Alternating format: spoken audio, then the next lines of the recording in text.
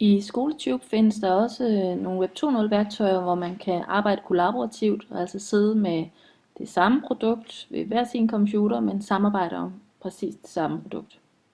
Der er for eksempel Prezi, hvor man kan arbejde med den samme præsentation.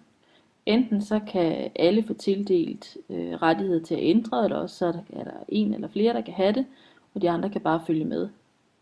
I MindMeister kan man også dele det med hinanden, og alle kan arbejde på samme tid. Man kan se, hvem der arbejder hvor i mindmappet.